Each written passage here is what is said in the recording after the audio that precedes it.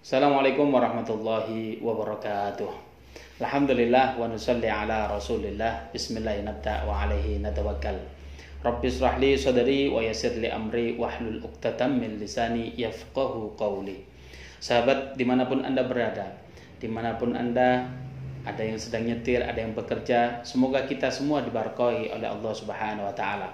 Insyaallah pekan ini kita akan mengkaji sebuah kitab yang sangat terkenal bahkan di Indonesia maupun di luar negeri sana.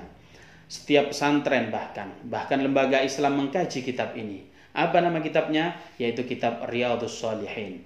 Riyad yang berarti taman, as-shalihin artinya beberapa orang soleh. Yang mana kalau digabungkan arti kitab ini adalah taman orang-orang yang soleh. Semoga kita semua ini digolongkan oleh Allah Subhanahu wa taala sebagai orang-orang yang soleh. Amin ya rabbal alamin. Siapakah pengarang kitab ini atau yang menulis kitab ini adalah nama asli beliau adalah Yahya bin Sharaf bin Murrah An-Nawa atau An-Nawawi, tetapi beliau dikenal sebagai Imam Nawawi. Kenapa memiliki kata-kata An-Nawa di belakangnya? Sebab beliau dilahirkan dari kota yaitu kota An-Nawa. Sedikit kita akan membaca biografi tentang Imam Nawawi rahimakumullah. Bahwasanya Imam Nawawi dilahirkan di kota Nawa. Beliau lahir kurang lebih pada tahun 631 Hijriah dan beliau wafat pada tahun 674 Hijriah. Beliau umurnya dikategorikan tidak panjang, kurang lebih 43 tahun saja. Tetapi keberkahan umurnya, kalau kita lihat karya-karya beliau kalau dibandingkan dengan umurnya seolah-olah beliau tidak pernah tidur. Subhanallah. Itulah kelebihan Imam Nawawi yang diberikan oleh Allah. Ada beberapa kelebihan yang lain yang diberikan oleh Allah Subhanahu wa taala kepada Imam Nawawi.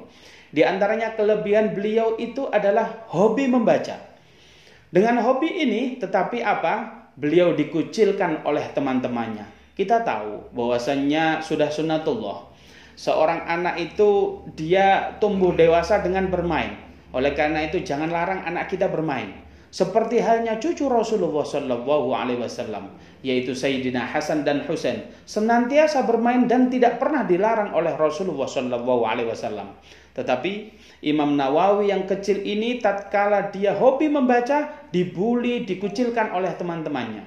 Apa yang terjadi? Tatkala dia ingin bermain bersama teman-temannya, dibuli, kemudian dia menangis. Tetapi anehnya, tatkala Imam Nawawi menangis, beliau sembari mengaji. Tatkala beliau menangis, ada seorang ulama datang, kemudian menghampiri beliau dan berkata, "Siapakah nama engkau?" "Nama saya adalah Yahya." Kemudian Imam Nawawi diajak oleh ulama tersebut kepada seorang guru ngaji, dan ulama tersebut berkata kepada sang guru ngaji, "Wahai guru ngaji, aku titipkan anak ini kepada engkau, ajarkanlah anak ini Al-Quran, dikarenakan anak ini kelak menjadi ulama besar." Sang guru ngaji berkata, "Apakah engkau seorang nujum atau engkau ini seorang peramal atau seorang dukun?" "Tidak. Lisanku ini digerakkan oleh Allah Subhanahu wa taala untuk berkata semacam ini. Allah lah yang menggerakkan sehingga aku berkata kepadamu." Kemudian sang guru ngaji ini menyampaikan kabar berita ini kepada bapak ibunya, kepada bapaknya. Tatkala itu bapaknya kemudian memasrahkan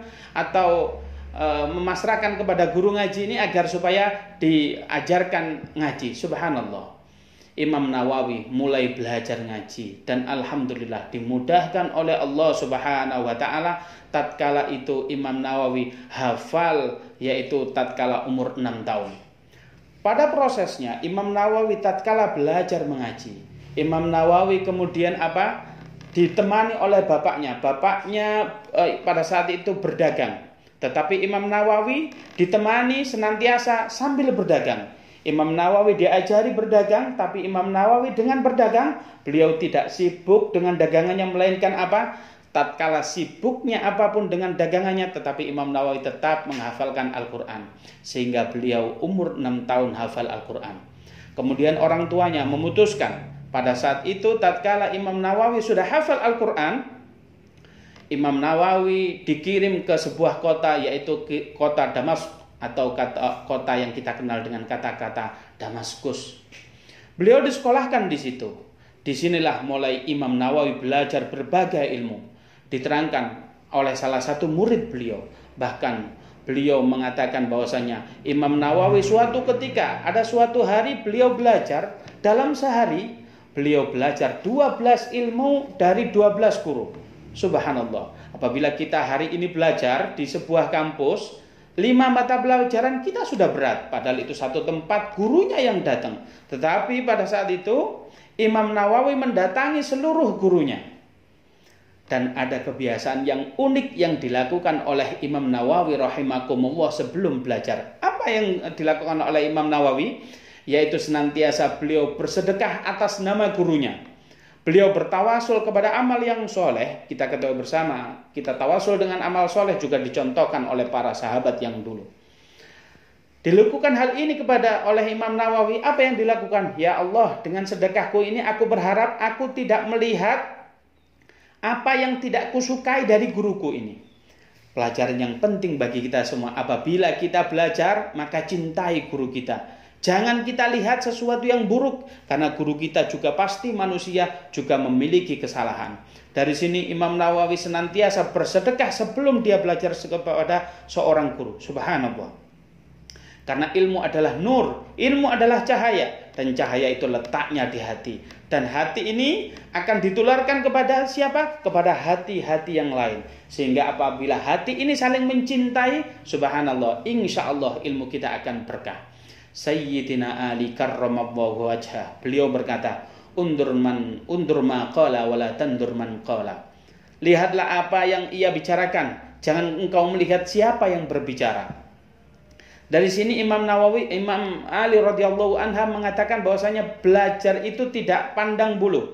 Walaupun kita belajar harus mengetahui seseorang itu sanad keilmuannya sudah jelas.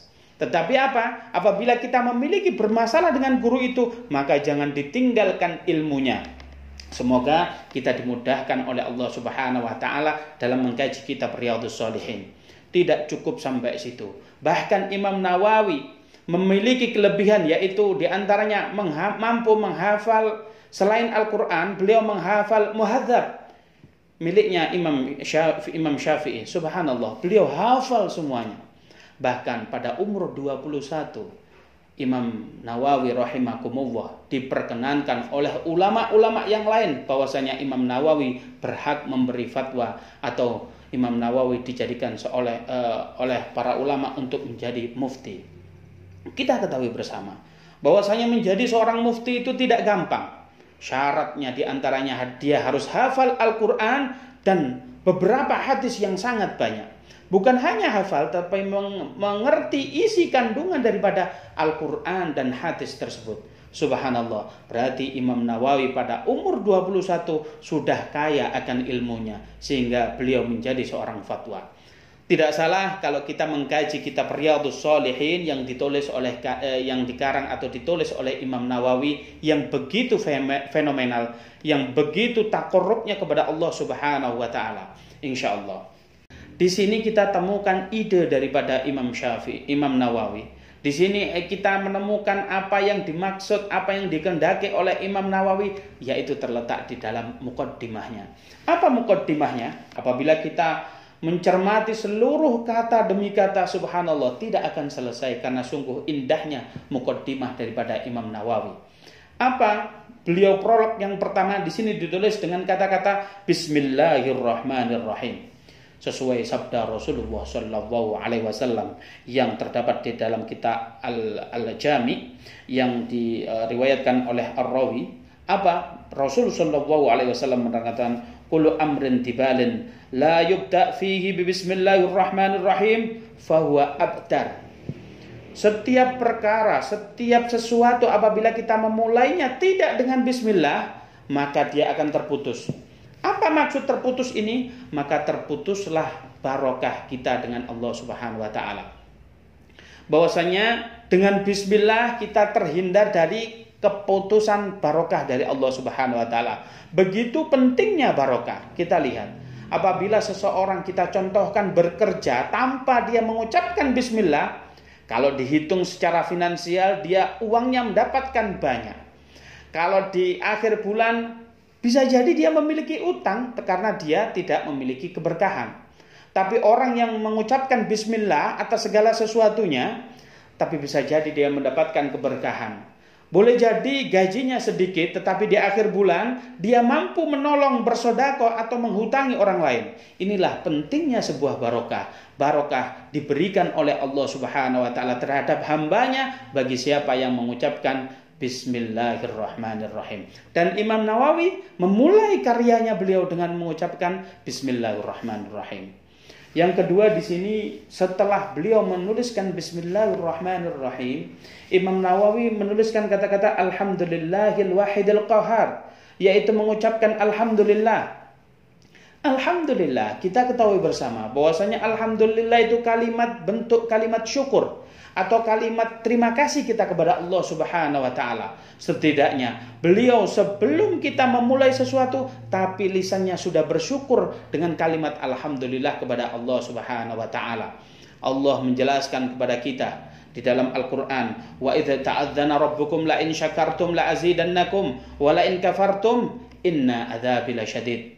Bahwasanya apabila engkau mensyukuri atas nikmatku, pasti akan aku tambah.